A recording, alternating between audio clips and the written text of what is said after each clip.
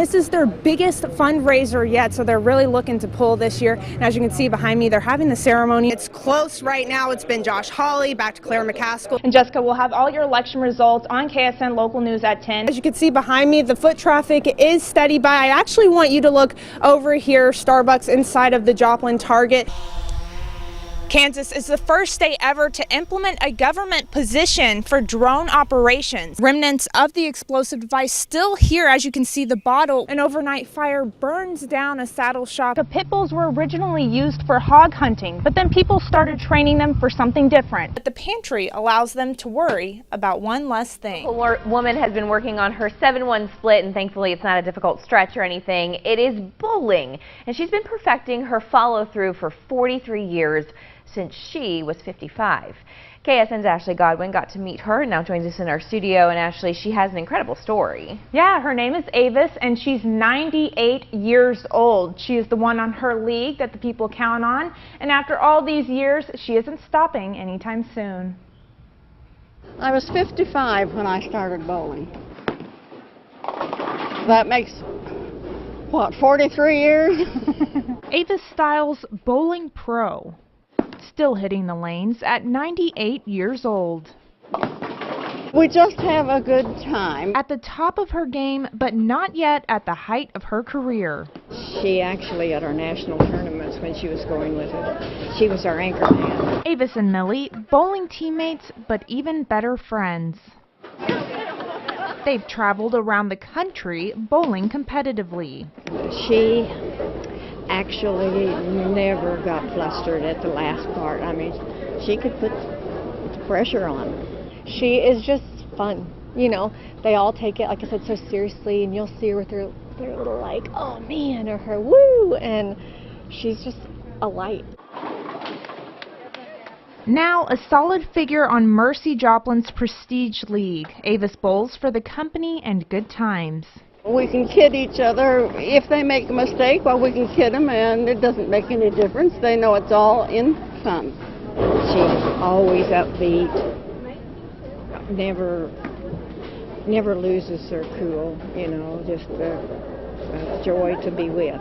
And as for the years to come, Avis doesn't plan on giving up her spot on the team anytime soon. Well, if I can manage it, I'll bowl till I'm 100. That's just over a year and a half, so that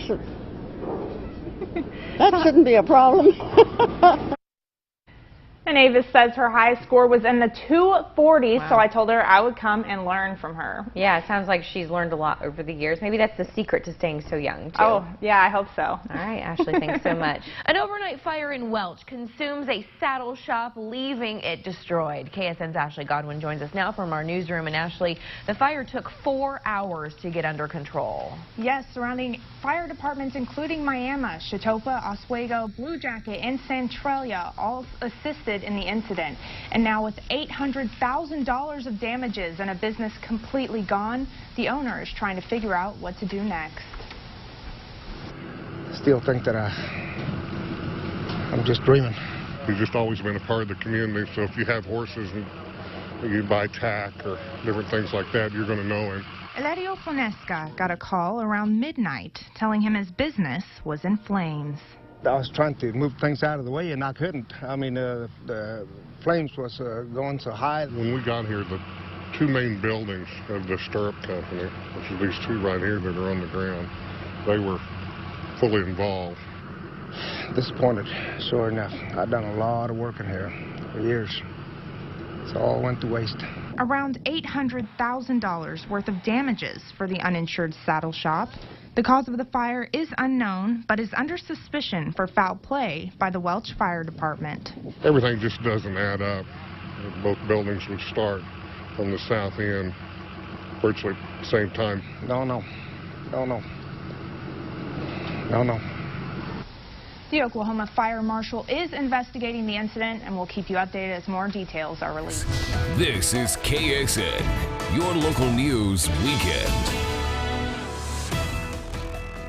Good evening and thanks for joining us. I'm Ashley Godwin. A Granby man is dead after him and his horse are struck and killed by a truck this evening. The Missouri State Highway Patrol says 49-year-old Keith Hopper was riding a horse just 5 miles east of Neosho when the incident occurred. Driver John Johnson was traveling down the road in a pickup truck when he hit the horse and Hopper around 6:30 tonight. Hopper was pronounced dead at the hospital an hour later.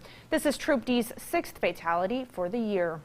The city of Miami is warning residents about a utility scam. Miami's customer service center has reported a person with a 405 area code number has been calling locals requesting payments for their utility bills be made on the phone. City officials say all business they administer comes from the city and they do not outsource information.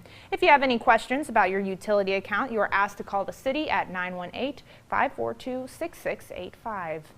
Jomo Restaurant Week comes to an end with its largest efforts to date. Today was the final day to give donations for Crosslines Ministries' emergency food pantry. While donation numbers are not counted just yet, Crosslines Executive Director Rodney Rambo says this is definitely the biggest fundraiser so far. A record number 25 restaurants participated and several community organizations lent a hand with picking up donations and sorting cans.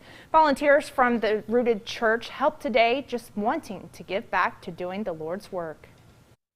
God asks us to be his hands and feet, and so an opportunity for us to play a role in something that is as big as this restaurant week has been is really cool. It's just been really cool to see not only our local business partners, through local restaurant owners, but just them partnering with the local church. And even today, we just see that that intersect, and that's just been really cool to see.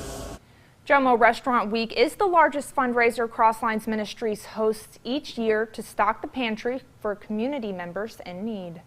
Community members gathered to pay tribute to a fallen member of the Carthage High School family. Today, the 28th annual Eric's 5K and Fun Walk was held. It honors the memory of former Carthage High School graduate and athlete Eric Grove, who died in 1990. School officials say each and every year, people of all ages come out to support this special event. I knew Eric. Eric was the ideal son that you'd ever want, and so he, for him, and he established the mile record over here in Carthage until just recently. I think it's been a help. It's not a huge amount, but anything that these kids can get to defray their college costs, I think, is important. And I think they truly appreciate the recognition that they get from this. All proceeds collected from the 5K go to scholarships benefiting a Carthage cross-country or track and field athlete who decides to continue their athletic career in college. Young Worth adds many of those awarded the scholarship come back to pay tribute to running Eric's 5K after they graduate. A decade-old bridal expo comes to Quapaw to help brides with all of their wedding needs. Metropolitan Bride held their semi-annual bridal expo at the Downstream Pavilion today. DJ floral photography and catering vendors lined the building to help brides check off everything on their wedding list. For the owner, this bridal expo is all about bringing local vendors together to promote a creative community. We love being able to work in a creative field and being able to help all these small businesses grow, and we love to watch the joy in brides' faces as they get inspired by new things that they might want to put in place for their wedding day. And the Metropolitan Bridal Expo will be back at the Downstream Pavilion on July 28th. While many would rather stay indoors this time of year, one show is hoping to get people ready to go back outdoors. Albers Marine held the 13th annual fishing and hunting show in Pittsburgh's Memorial Auditorium and Convention Center this weekend. Roughly 23 vendors and organizations from around the four-state area came out for the event. Residents could check out boats for sale, find fishing lures, or watch some wood carving demonstrations outside. And while the show is geared toward outdoor enthusiasts, plenty of people came to see the show. It's free to the public, and we have a lot of good giveaways. A lot of our booths give us stuff to give away for tomorrow when we have the drawing. So there's always something to come out and do. Harrison says that by before noon today, they've had more than 1,000 people this weekend come in to browse. Coming up, meteorologist Joy Bedenhausen has all the weather details you need to start your work week. Plus, the government shutdown has ended and national parks are back open. We'll have those details next on KSN Local News at 10.